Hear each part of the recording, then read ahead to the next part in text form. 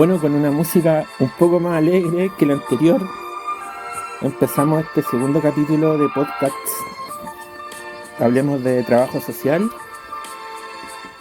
Mi nombre es Alfonso Garría González, soy trabajador social y nos vamos a dar este espacio de aquí a fin de año para conversar con diferentes colegas, trabajadores sociales, trabajadoras sociales de Chile y algunos de Latinoamérica, para darnos una idea de cómo está el trabajo social, pero desde los trabajadores sociales y desde las trabajadoras sociales.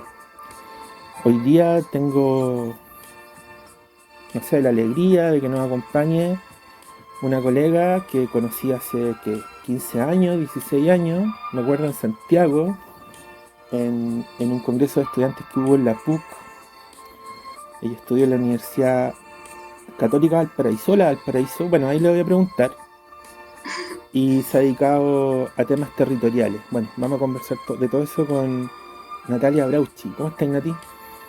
Hola, bien. ¿Y tú? Aquí estamos, en Curacaví. ¿Y tú, dónde estáis? En Valparaíso. Mira, estamos cerca. Sí. Estamos tan lejos, tan cerca. Oye, ¿cómo has estado estos días pandémicos, Nati? Yo creo que en general transitando, como la mayoría de la gente en el mundo, como momentos de harta creación, de harta como intensidad respecto del trabajo y otros momentos como bien duros en términos emocionales de ver cómo en el fondo el tema sanitario se traslada como a las relaciones sociales y cómo también ha ido afectando eh, la nueva modalidad en el fondo de intervenir. ¿Cambió mucho tu vida estos meses?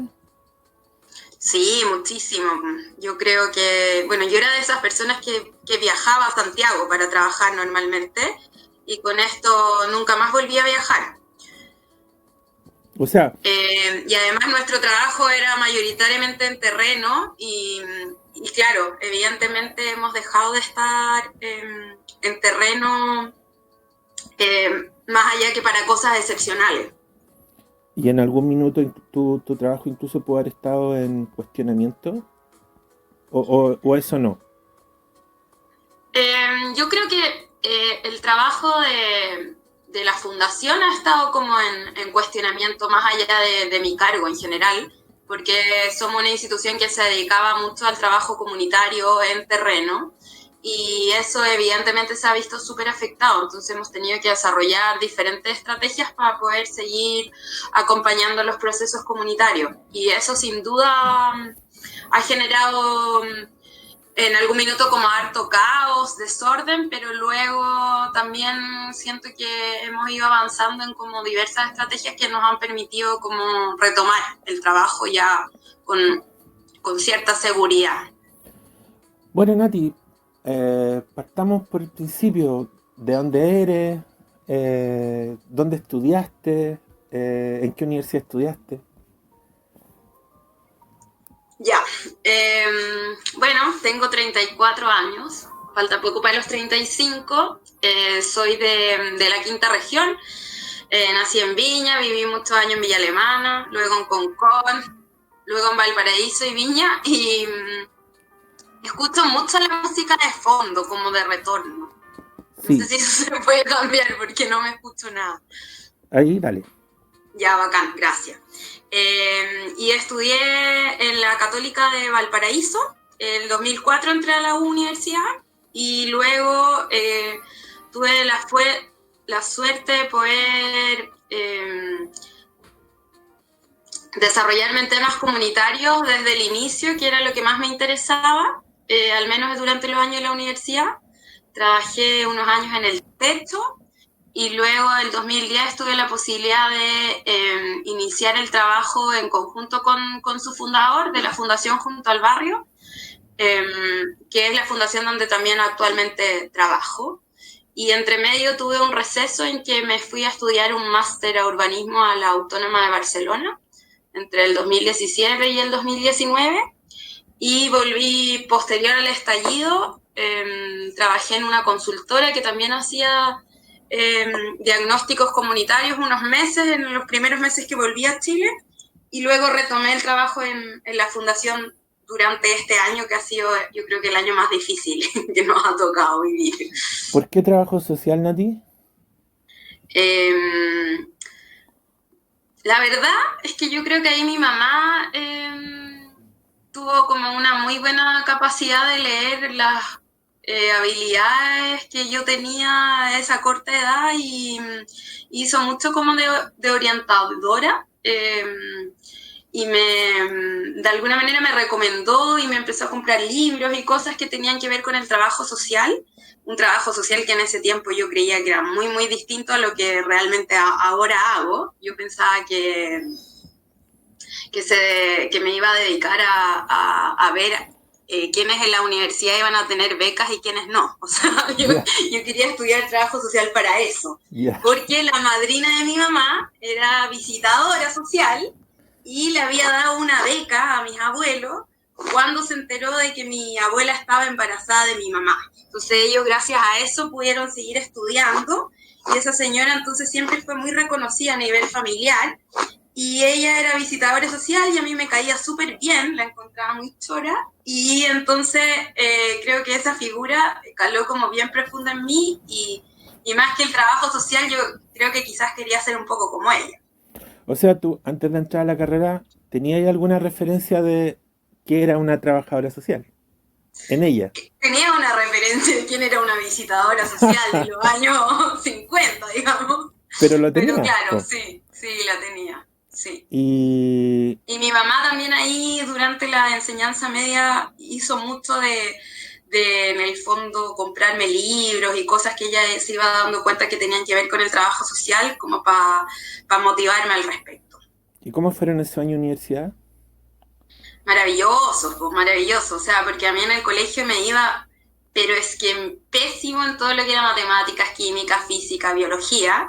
Y de repente llegué a una carrera donde todos los ramos me gustaban y como me gustaba me iba bien. Pues entonces yo creo que lo gocé mucho en términos como formativos, pero también en términos como políticos, como todo un descubrimiento en términos ideológicos, de compañerismo, de harto de hartos movimientos en que participé, como de la política universitaria, entonces no, fueron años que yo creo que sí, son como los mejores hasta el momento.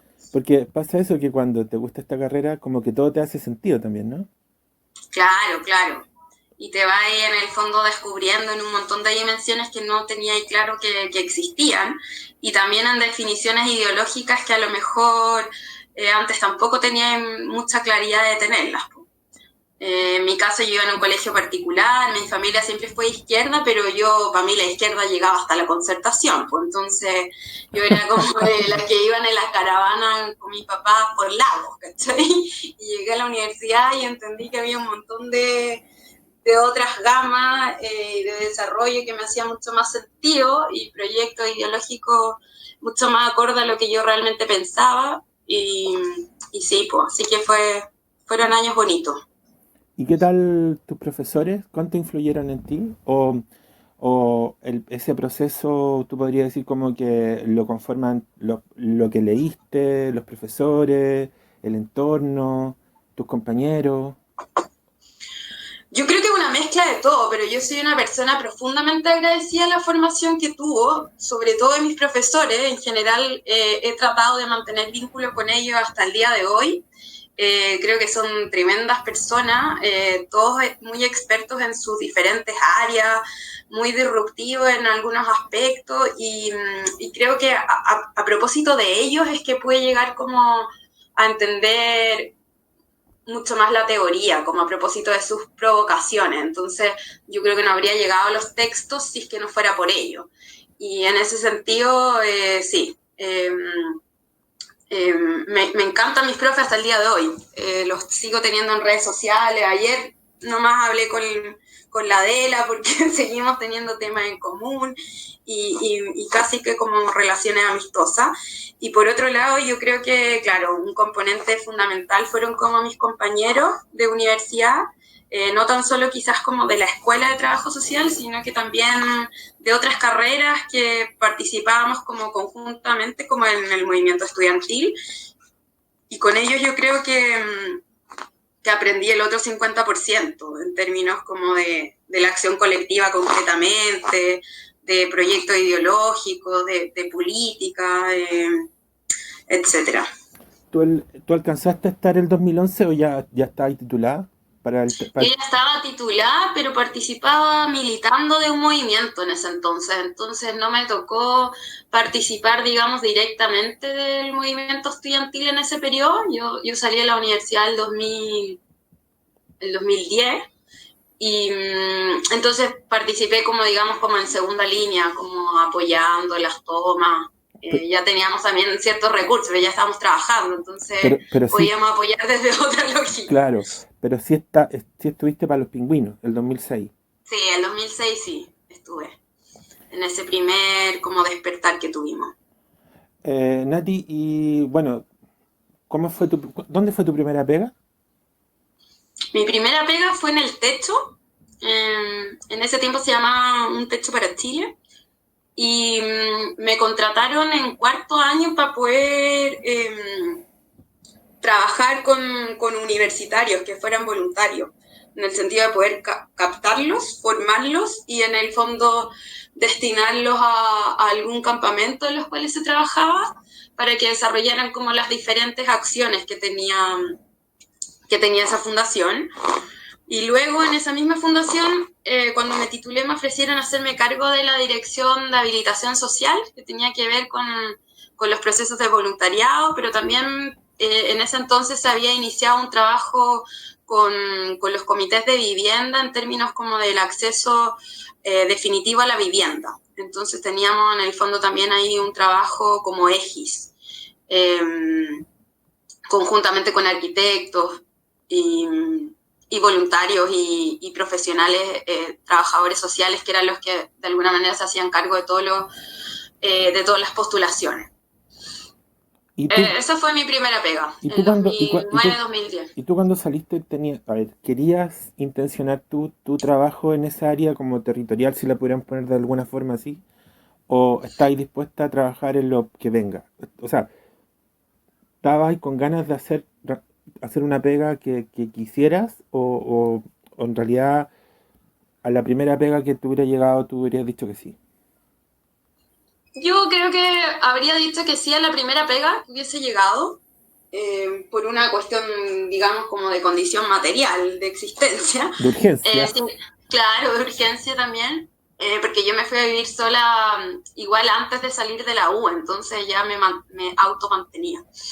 Pero tuve la suerte de que en el fondo se cruzaran los caminos y me permitieran como poder desarrollar trabajo comunitario desde diferentes instituciones, porque en realidad yo me di cuenta el primer año de trabajo social, que me tocó hacer una práctica de observación maravillosa en una institución que se llama el RUCAN, y que hacía educación popular en sectores vulnerados, y tenía un trabajo maravilloso desde hace muchos años a nivel territorial, que a mí esa era en el fondo la dinámica de trabajo social que me interesaba profundizar y desarrollar. Y estaba muy clara y dispuesta de que si no lo podía hacer desde lo que significara mi trabajo, digamos, remunerado, lo iba también a realizar desde otra esfera. Pero tuve la suerte en el fondo que se cruzaran esos caminos y que hasta el día de hoy he tenido esa posibilidad de trabajar mucho con comunidad y con territorio, que es lo que más me interesa. ¿Cómo ves el techo desde esa fecha hasta ahora, a propósito? Porque, a ver, no para mí, porque yo lo conocí cuando trabajé también. Uno podría decir que el techo era un espacio, no sé, hasta medio cuico, pero ha tenido una evolución súper potente. De hecho, hoy día el techo está como en varios países de Latinoamérica. ¿Qué te quedó del techo? Bueno, yo me fui del techo porque en realidad a mí lo que me interesaba poder desarrollar era no una intervención escandalosa que estuviese pensada como para cambiar la mirada y la vida de los voluntarios, sino que más bien lo que me interesaba era poder orientar todas las acciones a la transformación de las propias comunidades. Y sentía que en el techo eso en esos años no era posible. había como una visión mucho más de, en el fondo, formar y cambiar la mirada de quienes participaban como voluntarios, y era un espacio bien poco profesional en ese entonces. Pero a mí me encanta la evolución que ha tenido en estos años en que yo no he estado participando. Me parece que son una institución que se ha logrado reinventar, que tienen muchísimos desarrollos de proyectos de vivienda a lo largo de Chile, y también han estado siempre con capacidad de reaccionar frente a las emergencias que lamentablemente siempre nos toca vivir en Chile, y que tienen una capacidad de respuesta mucho más amplia y certera que los mismos gobiernos que hemos tenido. Y creo que se han logrado posicionar en todo lo que son los campamentos, visibilizando con cifras reales, con un trabajo como bien concreto, lo que era una dimensión que hace algunos años estaba bien invisibilizada, que tiene que ver con los campamentos y las tomas de terreno. Han logrado posicionar ese tema a nivel nacional e internacional, y me parece que sin duda son un referente ahora. Y creo que desde esa lógica, sí, han desarrollado un aporte, sin duda. Nati, más allá de las definiciones, no sé, académicas, ¿para ti qué es un campamento? Para mí un campamento es una toma de terreno, en el fondo, que no cuenta con acceso a los servicios básicos. Un asentamiento precario, digamos. Y eso hoy día en Chile, yo la otra vez escuchaba que existen más campamentos que hace 10 años. Sí, existen más campamentos que hace 10 años, porque lamentablemente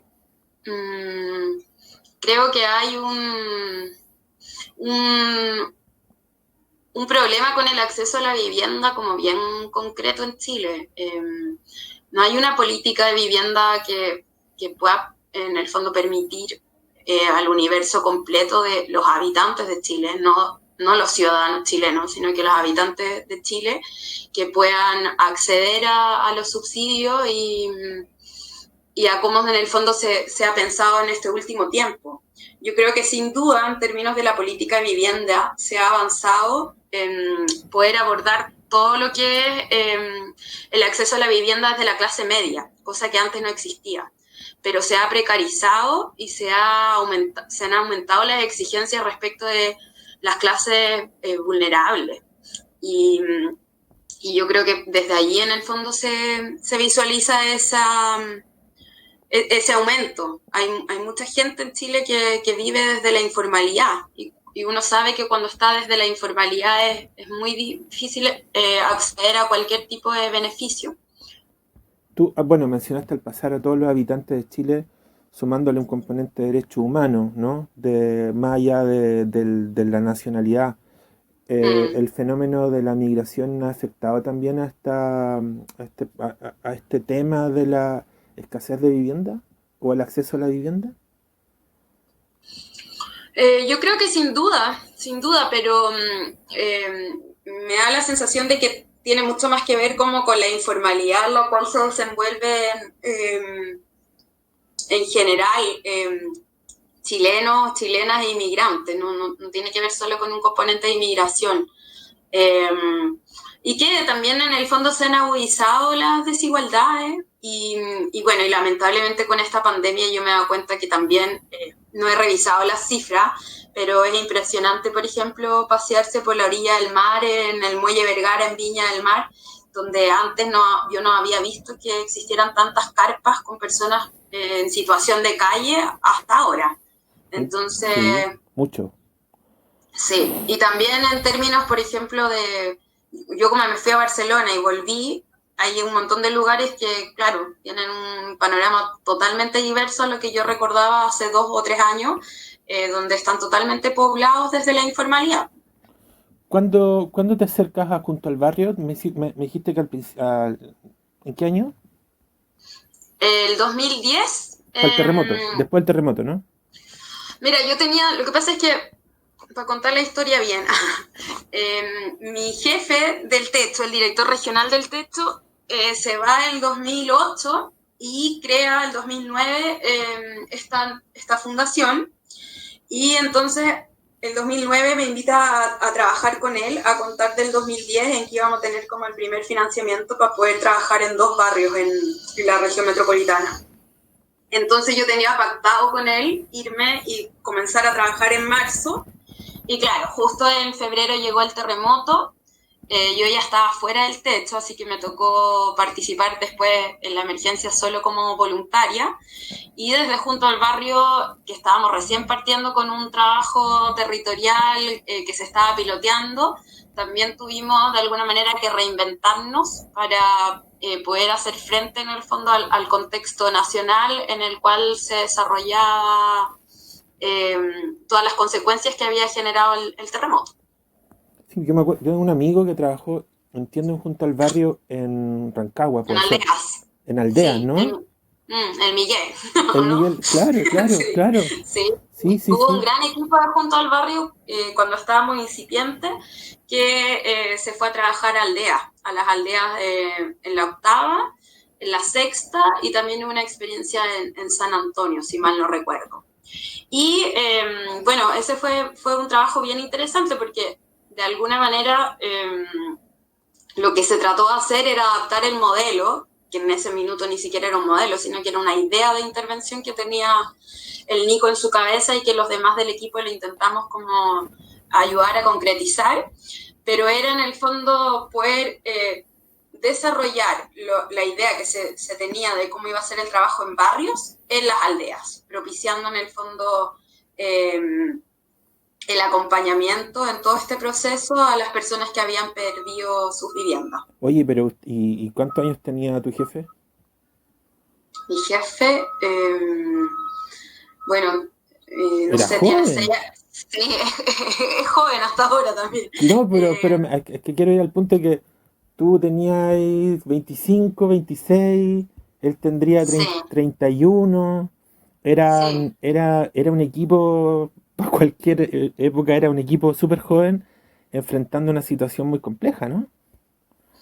Sí, muy compleja. Incluso ahí hay algunas anécdotas porque se nos invitó desde el Ministerio del Interior a llevar algún tipo de propuesta y, y luego en el fondo esa misma propuesta fue la que a nivel como de gobierno se llevó a cabo, efectivamente, y nosotros, como éramos una institución como muy incipiente, no podíamos hacernos cargo de la intervención en todo Chile.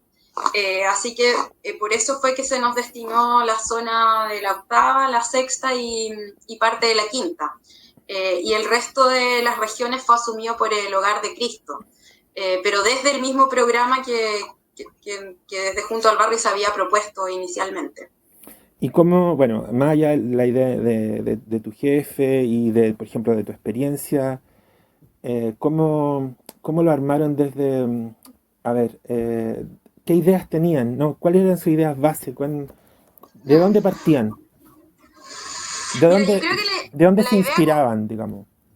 la idea base de Junto al Barrio, yo creo que se mantiene hasta el día de hoy, es asumir el trabajo que se realiza a nivel comunitario, no desde un objetivo que se imponga la institución, sino que a propósito de un diagnóstico social y urbano que se construye en conjunto con los habitantes y con las organizaciones activas de los sectores, poder desarrollar un plan de trabajo, un plan estratégico que permita en el fondo ir midiendo avances en relación a las iniciativas que surgen desde los propios vecinos.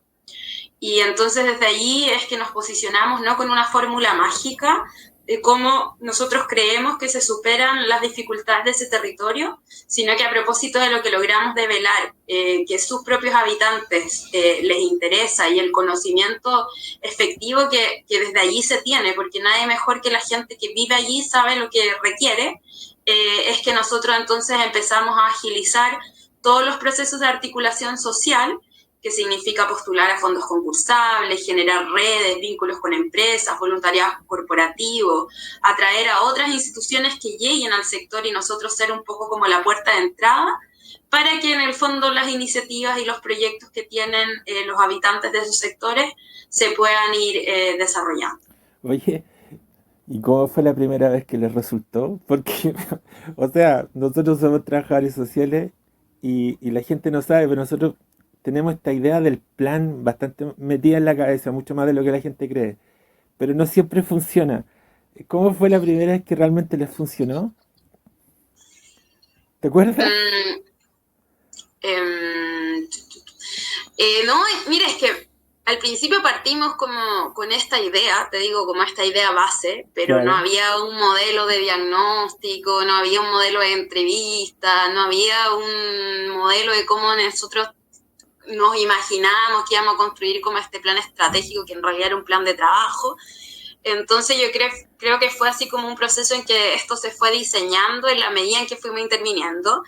Y al principio yo me acuerdo que tuve un montón de problemas porque habían comunidades que tienen un nivel de desconfianza frente a las instituciones y además como llegar y usted qué quiere, no, yo quiero escucharlo, quiero saber qué piensa, quiero saber qué quiere hacer y como, pero qué me ofrece, Claro. no tengo nada para ofrecer, solo, ¿Y dónde está solo en la... el fondo lo que queremos es poder desarrollar este proyecto que además suena muy abstracto porque ahora la gente nos identifica porque uno le puede mostrar los logros, etcétera, pero en ese minuto era un par de pendejos. Más encima mi jefe es rubio, entonces llegamos a Los Nogales, que era la población histórica de Víctor Jara, súper combativa, y como me acuerdo de las primeras asambleas en que ahora son somos todos amigos, pero con el Ucamau ahí como diciéndonos qué quieren. Claro. Eh, Con la no, Dori, con interesante. la Dori González, No me, ¿no? mira, yo no me acuerdo si era la Dori, pero era otro representante con que ahí algún minuto tuve como un problema porque yo les pedí si me podían responder una encuesta y ellos me dijeron que eso era inviable, que cómo se me ocurría y bla, bla, bla. Y claro, harta falta como de inexperiencia de ir creando en el fondo el proceso en el minuto, pero también como con harta motivación, voluntad de que estábamos convencidos de que esto podía funcionar. Pues, y afortunadamente ha funcionado súper bien. Porque además, Eh, porque además todas las historias exitosas son historias de fracasos también, po, claro, sin duda, ¿no? sin duda. Pero no, los Nogales, o sea, el trabajo que después se pudo desarrollar fue increíble. O sea, logramos en el fondo que se atrajeran 11.000 millones de pesos para recuperación de espacios comunitarios, calles, etcétera, a una población que estaba totalmente descuidada a nivel estatal desde hace muchos años. Entonces la transformación, no tan solo yo creo que fue social, con dirigentes con los cuales hasta el día de hoy trabajamos y que están súper activos durante esta pandemia, sino que también muy, muy física. ¿Cómo es el dirigente social chileno? Bueno, obviamente no los conocía a todos, pero si tú podrías hacer como una semblanza de cómo son los dirigentes sociales.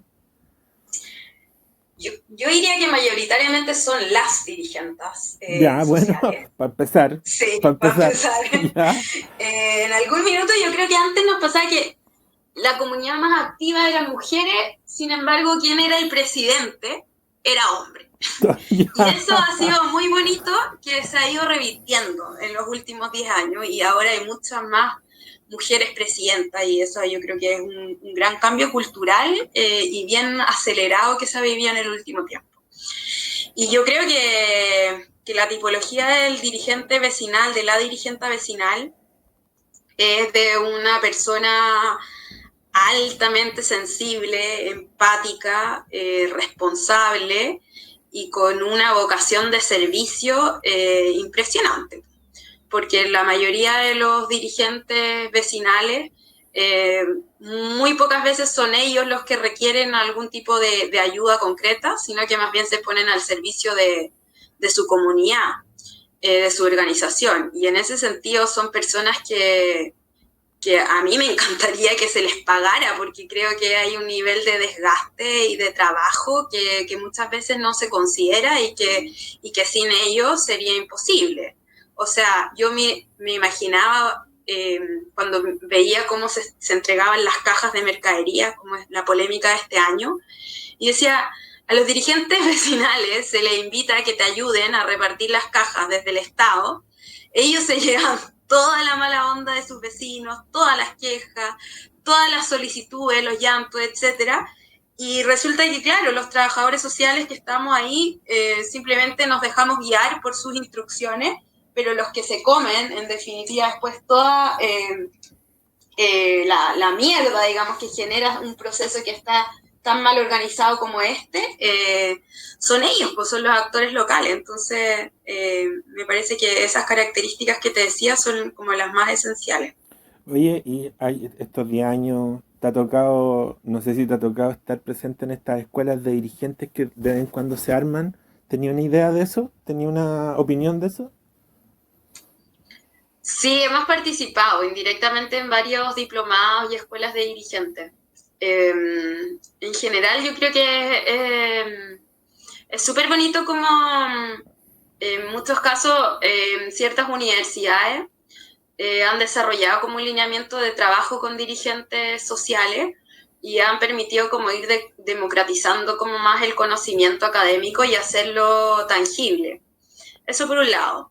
Por el otro, yo creo que desde la experiencia de los dirigentes es súper interesante poder contar con otras personas, con profesores en el fondo como concreto, que los provoquen a pensar y a darle como un nuevo sentido a su propia práctica y que no somos nosotros, como los trabajadores sociales, que somos siempre los de primera línea de relación o los profesionales del área social con los dirigentes. Entonces eso también yo creo que es un proceso bien, bien interesante. Pero yo soy una convencida que en realidad la formación en términos de competencias y habilidades no se da desde estas escuelas, sino que más bien se da desde el trabajo cotidiano. Y desde ahí es que nosotros también en nuestras metodologías tenemos una metodología, perdón, valga la redundancia, que se llama caja de herramientas y lo que nos permite es que todo el plan de trabajo que se decide emprender con una comunidad esté acompañado como de un proceso de traspaso de competencias y habilidades y que no tan solo sea que en el fondo yo me visto para ir a una universidad o participo y ahí en el fondo adquiero competencias y habilidades, sino que desde mi propia práctica cotidiana, desde la mesa de trabajo, todas las semanas, si no es todos los días, yo voy incorporando como nuevas competencias. ¿Cómo, y dentro de lo que a ti te ha tocado ver en los últimos 10 años, cómo es cómo se vive la política dentro de este microespacio que son los barrios? Eh, no siempre, pero de pronto algún dirigente, por ejemplo, se tira a concejal, pero son los menos, ¿no? ¿Cómo llegan los partidos? ¿Cómo se hace, cómo se vive la política en los barrios de lo que te ha tocado ver? De lo que me ha tocado ver es que creo que en algún minuto la política estuvo bien, la política digamos partidista, Sí, la porque política dura. es, claro, como Estamos sin duda hablando. en el fondo, claro, la asamblea, la mesa de trabajo, el Sí, plan, el diagnóstico, todo es político, sí, pero claro, sí, sí. claro, la política partidista yo creo que en algún minuto estuvo muy, muy satanizada por parte de las comunidades. Había una sensación como de en que los candidatos llegaban en época de elecciones a ofrecer algo muy instrumental y que después nunca se cumplía. Entonces la verdad es que se miraba en lo que a mí respecta, no podría dar una radiografía de todos los barrios de Chile, pero en los barrios en que a mí me ha tocado trabajar e intervenir directamente, me daba cuenta que había una mala percepción generalizada por parte de los partidos políticos y de los candidatos, y que eso yo creo que hace poquitos años se ha ido como revirtiendo en ciertas. Y me da la sensación de que hemos ido avanzando a nivel como país, en donde esta ley, digamos, como de participación ciudadana, ha permitido que los dirigentes sociales asuman quizás en muchas ocasiones como mayor comunicación con los gobiernos locales, que estén mucho más conscientes como de sus derechos y he podido participar en algunas ocasiones en debates que se han realizado en los mismos barrios por iniciativa de los propios dirigentes, como de querer escuchar en el fondo la gama de posibilidades. Pero me ha pasado poco que hayan dirigentes vecinales que ellos mismos se candidateen. yo diría que la percepción en general como de la política ha estado cambiando como de menos a más, pero antes estaba muy, muy mal vista.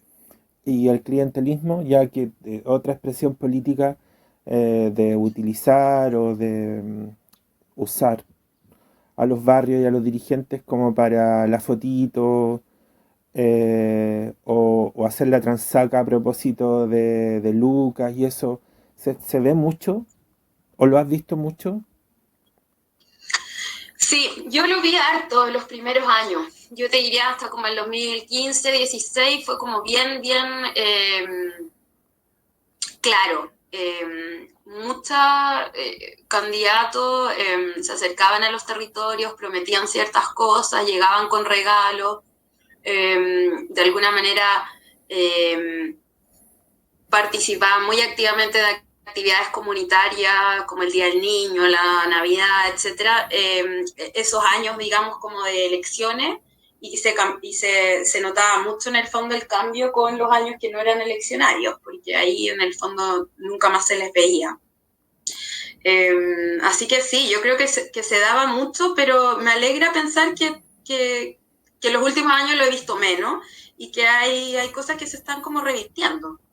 ¿Por qué te lo digo? Porque cuando hacen análisis electoral, los sectores vulnerables son los que menos votan. De hecho, en la última elección presidencial, el porcentaje de personas que podían votar a las que realmente votaron de comunas vulnerables del Gran Santiago no superaban el 30%. En cambio, al revés, las comunas menos vulnerables o más ricas derechamente, el porcentaje de las que podían votar a las que votaron iban entre el 70 y el 80%. Eh, Al final estos espacios son como objetos de transaga política, pero al final no hay un empoderamiento necesariamente real de las personas como sujetos políticos, ¿no? Es que yo creo que está todo de la mano, está todo conectado con lo que te mencionaba en relación como a la desesperanza aprendida, a ver en Ah, el fondo claro, que, no pasa claro, como que nada. la clase, claro, como que la clase política va por un carril muy paralelo a lo que es el desarrollo de esos sectores y que en general no ven la utilidad de la política en la vida cotidiana. Y yo creo que ahí también nosotros como profesionales, como instituciones en el fondo en que nos relacionamos, tenemos un deber de poder ir haciendo esa educación cívica cotidiana y tangible. Pues. Lamentablemente que nos corten las horas de historia, que nos hayan cortado la educación cívica, no permite en el fondo tampoco revertir ese tipo de decisiones de no ir a votar, porque en el fondo salga quien salga, mi vida va a seguir siendo lo Claro, mismo. qué buena Yo creo tontera. que después del estallido ha habido sin duda sí una apropiación también como de pensar la política a nivel como de derechos universales. Y eso yo creo que se va a manifestar bastante en el último tiempo porque creo que ha generado harto ruido. No sé si ha generado mayor esperanza, pero sí me da la sensación de que ahora la gente sí está entendiendo que la política de alguna manera sí se relaciona con la vida cotidiana y que hay decisiones políticas que nos pueden cambiar la vida a todos.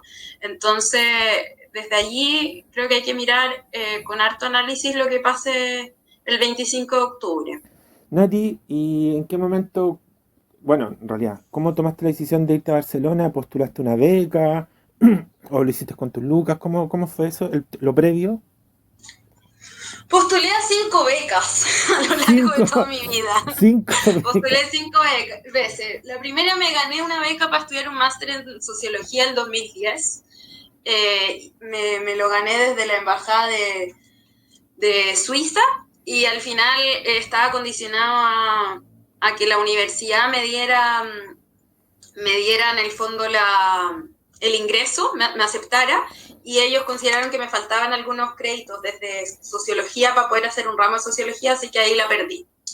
Y de ahí me frustré y no volví a postular hasta como el 2016, hasta el 2015, ya inicié como la primera postulación a Becas Chile para estudiar un máster en gestión de proyectos, creo que por esa vez. Y luego volví a postular en 2016 y ya ahí mucho más clara de que en el fondo lo que quería tenía que ver con el urbanismo, mucho más convencida. Ahí quedé inadmisible por un problema burocrático, nunca supe el puntaje que hubiese sacado. Y el 2017 volví a postular y ahí me la gané. Así que es verdad que parece la tercera la vencida. ¿Y te fuiste? Y me fui. ¿Y cómo fueron esos años? Primero desde lo humano, ¿no? Desde el humano. Me di vuelta a Tinder allá, po. Lo pasaste la raja. No, lo pasé bien. No, fuera de broma, fue como, mira, yo igual había salido el 2009 de la U y después había hecho un par de cursos, diplomados, pero estaba muy segura que no quería hacer un máster mientras trabajara porque también estaba muy segura que mi trabajo siempre, lo que más me gusta, tiene que ver con lo comunitario y lo comunitario tiene otros horarios, menos convencionales que los horarios de oficina. Y sabía que si quería estudiar, quería poder dedicarle tiempo y motivación y no en el fondo ir leyendo apurada los textos o cumpliendo por cumplir, sino que poder darme ese espacio así como de poder disfrutar en el fondo lo que estaba estudiando. Así que yo había desechado la posibilidad de hacer un máster mientras trabajara. Y por eso que en el fondo insistí mucho con tener una beca y poder también irme, porque eso yo sabía que de alguna manera me iba a dar la libertad como para no tener que estar trabajando y estudiando, que iba a ser difícil acá porque después uno igual se va siempre tentando con proyectos, con cositas, etcétera. Y además porque me parecía, pero es que muy cautivador todo el proceso de urbanismo que había desarrollado también Barcelona como ciudad en los años 90 para las Olimpiadas. Entonces encontraba que tenía mucho sentido irme a estudiar urbanismo allá, como poder ver en el fondo todo el proceso enmarcado en una misma ciudad. Y además que es una ciudad que ha desarrollado todos sus procesos de cambios urbanos con altas cuotas de participación también social, que era en el fondo como el vínculo que yo le hacía con el trabajo social. Así que no, pues fue maravilloso poder conocer bien esa ciudad, poder vivir allí, poder tener la tranquilidad de que tenía las lucas, solamente me tenía que dedicar a estudiar, entonces lo pasé increíble. Además te tocó un Barcelona con una Ada Colau, ¿no? Claro, me tocó Barcelona con Ada Colau y con todo lo que ella significa. Pero que además ella tiene una mirada respecto a este tema, por ejemplo, con una mirada pública de los arriendos y el control público también de ese tema en favor de los ciudadanos, que debe ser uno de los pocos en el mundo, ¿no? Sí, sin duda. Y además me motivé mucho con los procesos de cooperativas de vivienda allá. Ah, mira. Que era algo como bien incipiente. De hecho, hice mi trabajo final de máster de eso. Y ahí también tuve la posibilidad de que me invitaran a quedarme trabajando en una cooperativa obrera de vivienda del Prat, de Llobregat, que es una ciudad que queda muy cerca de Barcelona. Y ahí tuve la posibilidad también de trabajar 6 meses.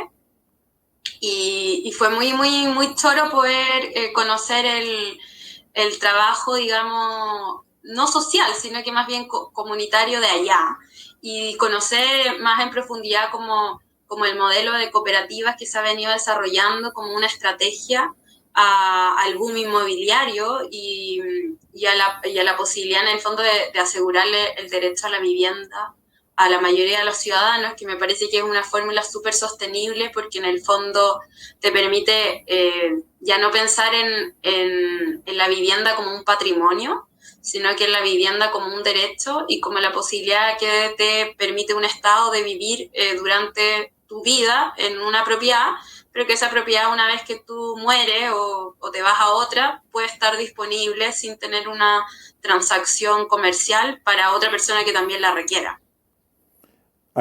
¿Te recuerdas algún profesor en especial que haya sido importante en ese proceso?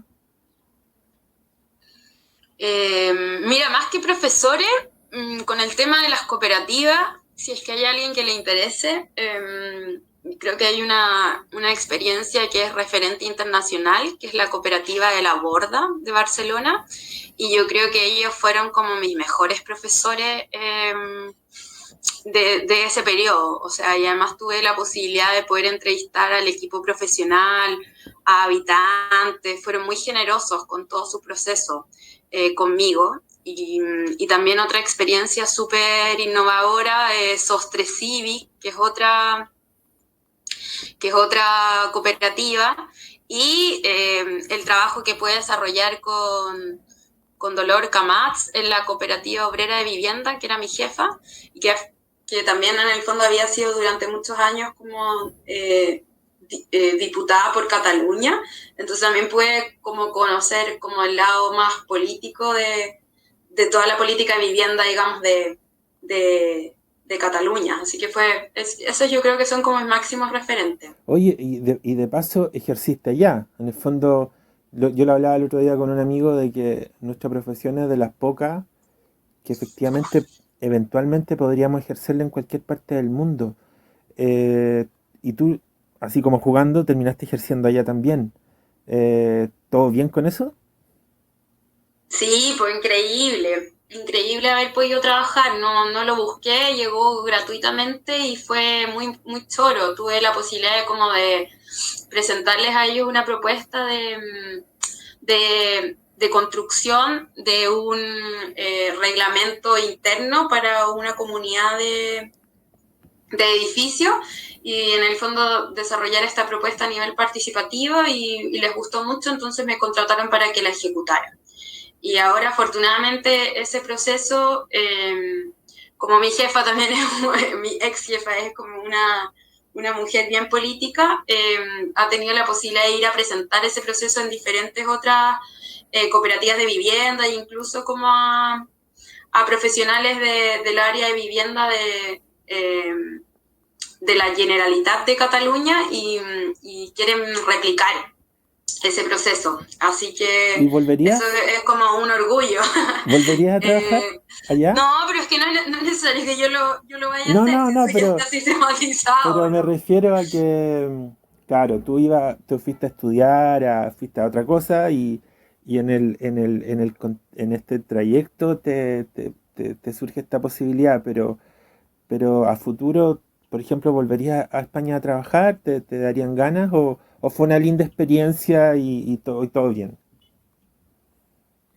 Bueno, yo creo que uno no puede descartar nada porque no sé, la vida da muchas vueltas, pero la verdad es que yo tomé una decisión como muy consciente de que, más allá de que había sido beneficiaria de Becas Chile y tenía que volver a trabajar a Chile, a mí me interesa desarrollar trabajo social y poder aportar también desde el urbanismo en Chile. O sea, a mí me gusta, mi máxima motivación tiene que ver con la transformación de este país. Me motiva muchísimo más, creo que hay muchas más contradicciones de lo que pueden haber allá, y por ende se requiere mucho más.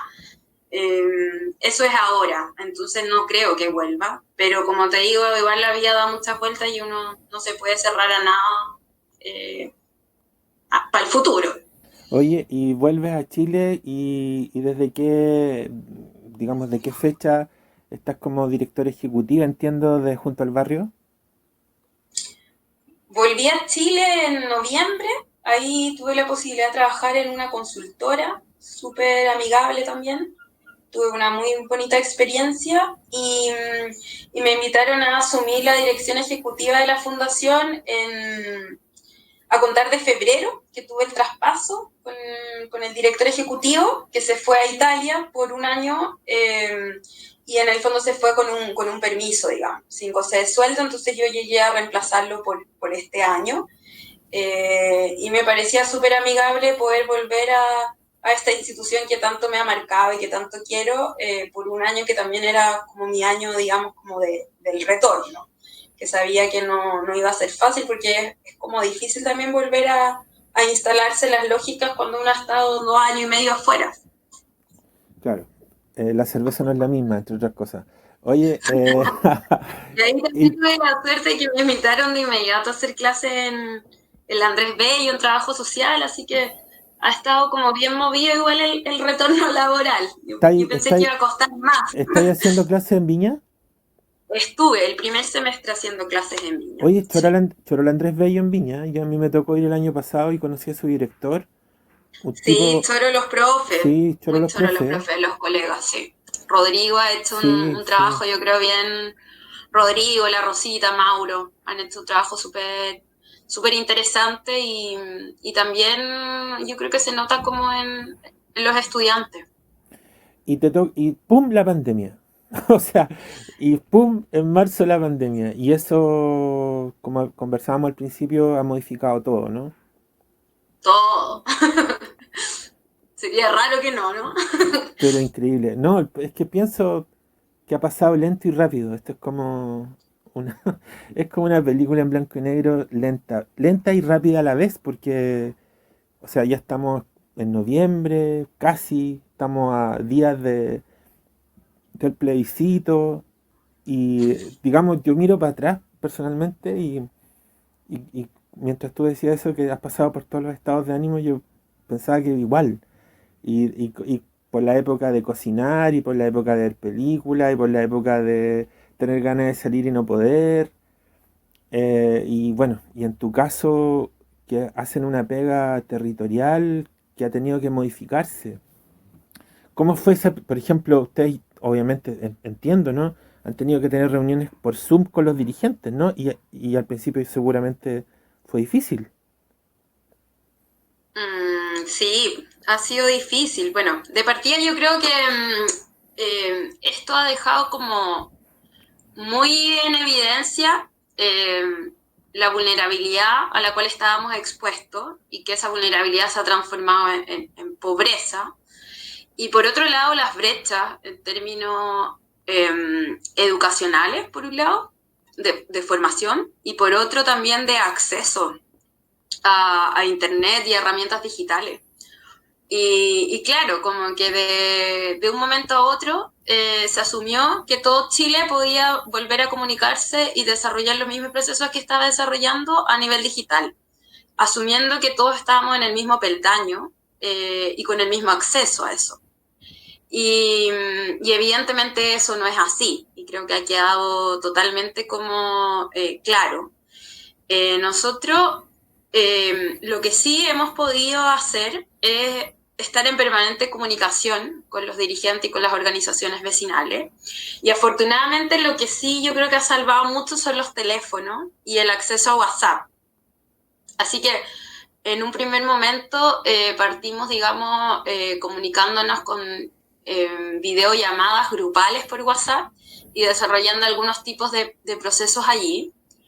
Y lo otro que es interesante es que igual el ser humano al final es como un animal de costumbre, entonces yo creo que no hay nadie que no haya aprendido a utilizar Claro, mayor ya. tecnología durante estos meses eh, de lo que antes en el fondo accedía por una cuestión de necesidad. Pero sí, Y entonces, yo comparto contigo esto como, yo me acuerdo, yo trabajo en un colegio y me acuerdo que, no sé, el 16, 18 de marzo se suspenden las clases y a los 3 días la gente estaba hablando de clases virtuales, como si toda la vida los profesores hubieran hecho clases virtuales. Había gente que hablaba con una naturalidad, así como, no, bueno, ahora empezarán las clases online. Oye, pero se han preguntado si la gente tiene internet, si los profesores tienen internet, qué clase de internet tienen, si el computador que tienen les sirve, si los niños tienen computador. Como que fue como de un golpe, pero después efectivamente, como dices tú, como que la gente se termina, no sé si le encuentra la vuelta y a pesar de las precariedades o de las falencias o de las carencias, lo logran hacer. ¿Tú llegaste para el estallido justo esos días o después? no, yo llegué el 1 de noviembre a Chile, Ya, días sí, después del estallido. días después del estallido, pero viví el estallido a distancia. Y estaba desesperada porque lo único que quería era volver. A diferencia de lo que me mandaban a decir, era como, no vengas, no vengas. Eh, sí, porque en realidad el nivel como de angustia, de ansiedad de estar afuera y imaginarte lo que está pasando y que además es algo que está pasando y no tienes referentes de lo que eso significa ni magnitud, es más angustiante que yo creo que estar acá, po. Y además que por una cuestión ideológica me parecía, pero es que altamente interesante y me picaban un poco las patas por también estar viendo lo que estaba pasando y tratar de entenderlo de mejor manera. Es que yo creo que nosotros como profesión somos de estas profesiones que siempre hemos estado como conscientes de los niveles de desigualdad, de vulnerabilidad, de vulneración, pero no todo Chile era tan consciente, pues. Entonces uno siempre estuvo como en otra dimensión y siempre en el fondo era como el latero que hablaba de estos temas Claro, y al claro. resto como que, ¿qué estoy hablando? ¿Cachai? Que en verdad estamos mucho mejor que Bolivia, ¿cachai? Entonces, Éramos los eh, lateros, éramos los lateros. estamos mucho mejor que Argentina, ¿cachai? Entonces de repente está este estallido y tú decís como, ¿vieron lo que les dije? Y estáis lejos, no, yo quería puro volver. Oye, y a un año el estallido, ¿qué fue el estallido? Yo creo que fue como un basta, ¿no? Como nunca más. Como un llamado, yo creo, como a la dignidad. Y cuando llegaste y viste las marchas en Valparaíso, la cantidad de gente que salió a marchar, no sé si alcanzaste a estar en Plaza Italia, ¿qué te provocó eso? Mira, yo alcancé a estar en Plaza Italia, pero mucho tiempo después, Ya, en enero. Mira, al principio a mí yo quería estar acá, quería como visibilizarlo y todo, pero no puedo negar que también tenía como harto temor, como me daba mucho miedo la exposición, el nivel de violencia que se generaba desde la policía hacia los manifestantes. eh, me generaba igual muchas como ideas contradictorias ver en el fondo a Valparaíso tan destruido, sin comercio, incluso sin comercio local, sin cajeros, como... Eh, entonces yo igual debo asumir que llegué en un momento dado con muchas ganas en el fondo como de estar acá, pero estuve como bien enclaustrada y recién como que salí así como ya la vida más abiertamente de la casa donde yo estaba viviendo en enero. En enero el resto era de la pega a la casa y de la casa a la pega. O sea, ni siquiera había amigos durante ese tiempo que no eran amigos que no fueran a mi casa, así como a ese nivel. fue complicado. Y estamos a puertas Sí. de un plebiscito de cambio constitucional. Y tú al pasar hablaste, por ejemplo, del derecho a la vivienda. eh, no lo dijiste, pero lo sumo, por ejemplo, garantizar constitucionalmente el derecho a la participación ciudadana en políticas públicas. ¿Qué se juega en una nueva constitución en función de estos nuevos derechos, Nati? Yo creo que a una constitución no se le puede pedir la transformación de un país, pero sin duda es como una puerta de entrada, es como un nuevo como rayado de cancha. Y, y también creo que este plebiscito nos va a aportar, bueno, no es que crea que es solo el plebiscito, porque yo estoy una convencida de que va a ganar el apruebo y que va a ganar la convención constitucional. Y desde ahí creo que ese proceso nos va a permitir politizarnos aún más, que creo que es algo que le hace bien a una democracia. Y desde ahí en el fondo que haya un debate profundo de ideas que muchas veces no nos hemos planteado de cómo queremos en el fondo seguir construyendo este país. Y desde ahí es que me parece que es un aporte infinito. Pero estoy muy consciente de que vamos a tener mucha discusión y que van a haber miembros constituyentes que van a pensar totalmente diferente a lo que yo pienso y que vamos a tener que ahí llegar a consensos y transar y que en el fondo esta nueva constitución va a tener aspectos profundamente de mayor calidad que la que tenemos, pero que igual en el fondo no se nos va a solucionar la vida desde allí. O sea, que sigue un largo camino, y un largo camino como de reconfiguración de las políticas públicas, etcétera. Oye, ¿y cuál es el llamado, digamos, nos sentimos llamados desde el trabajo social a este debate que se viene? Y, si, ¿Y tú crees que el trabajo social está preparado académica y políticamente para enfrentarlo? Mm, eh, creo que es como una responsabilidad más bien como ciudadana que solo desde una profesión. Pero creo que desde nuestra profesión tenemos todas las condiciones para poder abordarlo, política y académicamente. Y creo que tenemos que tener mayores referentes desde nuestra profesión en cargos de poder, en cargos de decisión, en cargos políticos. Creo que la mirada que puede tener el trabajo social de la construcción de un país es una mirada súper rica e íntegra. Y desde ahí, en el fondo, creo que nos tenemos que preocupar de poder posicionar esa mirada. Ya. Ya estamos terminando. Bueno, y te agradezco, esta charla ha sido súper chora. Creo que tú vas a hacer un tremendo aporte en los próximos años acá en Chile, sobre todo por la mirada que tiene y por el carrete que estás teniendo, a pesar de tener 10 años de ejercicio, tiene mucho, mucho, mucho carrete. Después de 10 años, ¿cómo te definirías? ¿Te definirías como una trabajadora social urbanista? No, yo creo que me falta para poder definirme como urbanista. No, Eh, pero ¿vais para allá? sí, me interesa mucho el urbanismo. Creo que hay un buen feeling también con la participación, con el territorio, con las comunidades. Eh, y sí, sin duda como que ese es como el área que me gustaría seguir como profundizando. Y es un área, Pero, ¿mm? pero serías como una fundadora, ¿no? Podríamos hablar de que a futuro podría existir esa tendencia, esa área, de que podríamos hablar con más naturalidad del trabajo social urbano o del trabajo social urbanista. Yo creo que más que urbanista o ¿Ya? urbano, tiene que ver con incorporar la dimensión de territorio Ya, ya, en ya. toda la intervención, ¿vale? Como Mm. más desde allí. Y la dimensión como socioespacial, los espacios públicos, como que creo que por allí va. Oye, hay hartos colegas que están en esa, ¿eh? Sí, cada vez más. Como que en los últimos 10 años, bueno, el Alex, hay un colega en la Universidad del Biobío que hace poco sacó un libro también de trabajo social y territorio.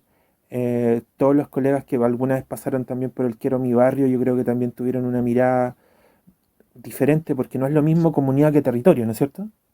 Claro, No, no sin tiene, duda. no, intervenir el espacio no tiene que ver con intervenir las personas del espacio, ¿no? Mm. O sea, están siempre muy interconectados porque un territorio Sin, generalmente sí, está poblado y ahí exacto, hay una comunidad o comunidades, pero claro, la dimensión como de territorio es distinta a la de comunidad, pues se exacto. suele en el fondo como homologar. A ver, Nati, para terminar unas preguntas súper cortas y tú me respondes así súper rápido. ¿Lo mejor de ser trabajadora social? Uy, qué difícil. Lo mejor es ser trabajadora social. Yo creo que hacer del trabajo como un estilo de vida, como una pasión constante. ¿Lo peor de ser trabajadora social? La incapacidad de poder transformar positivamente todo lo que uno visibiliza. ¿Un recuerdo lindo de la época de la U? Así, el que te sale más rápido. Una asamblea, ¿Un bonito recuerdo de estos 10 años de ejercicio? cenas en barrios, ¿Lo mejor del trabajo social chileno? lo aperrados que somos. ¿Lo peor del trabajo social chileno? El ego. El ego. Oye, Nati, nos mandamos una tremenda conversa. Te agradezco mucho tu tiempo porque además yo sé que igual te hay ocupada, pero justo enganchamos estos días que son como de feriado. Además que yo te planteé esta entrevista y tú dijiste que sí al tiro. Tú sabes que yo te estimo mucho desde que nos conocemos y desde lejos he visto tu crecimiento profesional y personal. Y de verdad que yo creo que todos los que te conocemos estamos como súper orgullosos de lo que hay logrado y de lo que va a lograr seguramente, porque estáis preparados, estás con las cosas súper claras, y además ha hecho una pega como de abajo, ¿no? Porque es un caso raro, porque tú todavía no trabajas en el ámbito público, viste que casi todos nosotros en algún minuto hemos trabajado para el Estado, y tú has hecho, Yo he querido. no por ganas, digamos, pero hay hecho esa pega desde abajo, desde la sociedad civil, si uno lo pudiera decir, y te ha resultado. Así que, nada, si quieres decir algunas palabras como para terminar. No, darte las gracias a ti por la invitación, por el espacio y por toda la lucha que estás desarrollando también desde el Colegio de Trabajadores Sociales. Un espacio que yo en realidad he estado bien ausente, pero que valoro mucho en el fondo que hayan compañeros que se dediquen tan fervientemente a esa labor. Así que te doy las gracias y que les vaya súper bien. Bueno, gracias, sí, pues estamos con el tema de la ley. Bueno, este espacio yo no lo hago como a nombre del colegio, lo hago más a título propio. Pero bueno, eso, y me quedaron ganas de que de pronto más a futuro volver a conversar temas ya más técnicos o qué sé yo, incluso más teóricos sobre el trabajo social, lo urbano, el tema de la vivienda, la experiencia española. Así que a ver si de repente en el verano, con una cerveza fría en ambos lados, podemos volver a conversar. Sí, pues, O cuenta quizás, con eso. o en vivo, Nati, ¿no? Cuenta con eso, sin duda, sí.